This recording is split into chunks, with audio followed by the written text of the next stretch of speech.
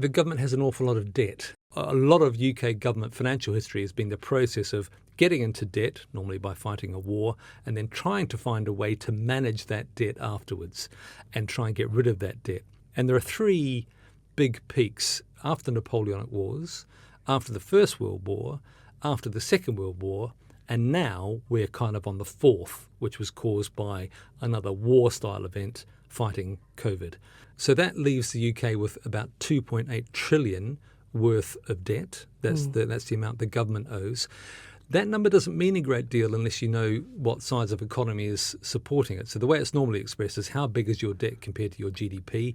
We're at about 100%.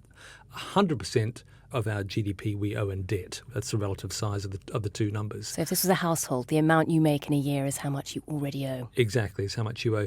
The government takes in about £1 trillion a year in income, mainly almost all from tax. But this year it's spending about 1.3 trillion. This year it's going to have a deficit of about 130 billion. It needs to find 130 billion. You pointed out that at the moment debt levels are 100%. Well, it's the amount we're making in a year. Our GDP is equal to our debt, which is a terrible position to be in. So basically, for any one of us, when we pay our taxes, a huge percentage of that isn't going on better services. It's just going on paying off the interest on the debt. So the government takes in about $1 trillion, and this year about 112, something like that, billion will go on debt interest, so servicing the existing debt. So that's bigger than the education budget. The NHS and social care budget is only 190 billion, so it's a big chunk of government spending. Roughly a tenth of government spending is going just on the interest bill. And that's money that can't be used for things like public services or defence or whatever it is you want to spend on. So it may feel like taxes are getting higher, but nothing's actually getting better, and that's partly why.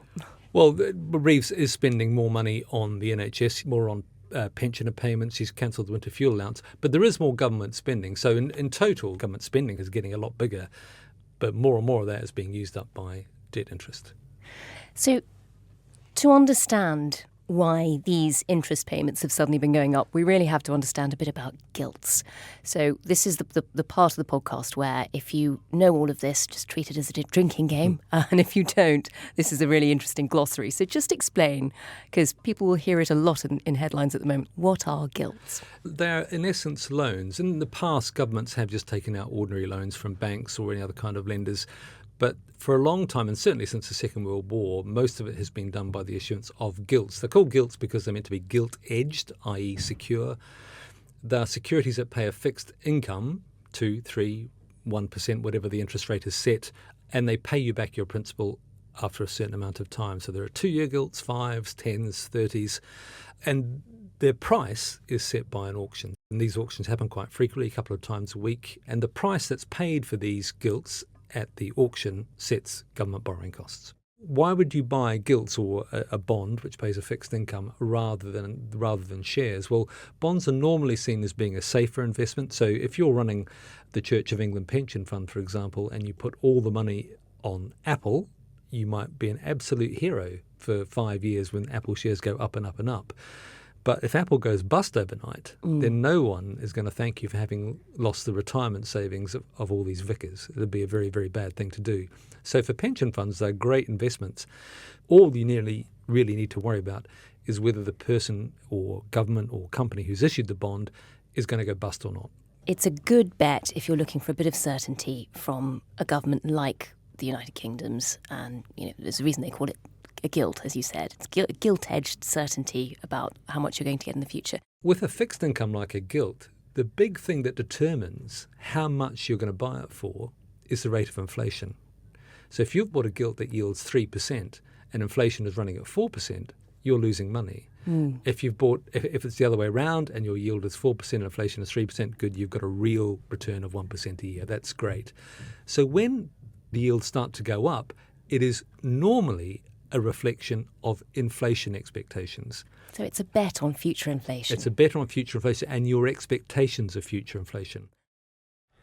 The scale and seriousness of the situation that we have inherited cannot be underestimated. When Reeves was speaking, it's quite interesting if you watched it, gilt yields actually fell a tiny bit when she was on her feet because they saw the extra spending, but they saw she'd balanced it with some pretty chunky tax rises. means that this budget raises taxes by £40 billion. Any chancellor standing here today would have to face this reality. And they thought, well, actually, it looks like a fairly conservative budget. It's going to make a great deal of difference. And she talked a lot about growth. Great, we need the GDP to get bigger. Welcome to the ABR's press conference for our October 2024 economic and fiscal forecasts. But when she sat down and the Office for Budget Responsibility published its verdict on the budget, bond yields started to rise almost immediately. It wasn't a massive move, but it was a move up. The OBR said, despite all the spending, growth is not going to move at all over 5 years. It's not going to do much for growth. When she stood up and delivered that budget, one of the things she promised was that tax rises wouldn't be happening again anytime soon. Just explain, with the yields going up, with the cost of borrowing having increased, is she likely to have to backtrack on that? Just explain what's happened on the sort of the government level. It's probably it is an option that she would have to, but I think it might be political suicide having repeated again that there won't be more tax rises.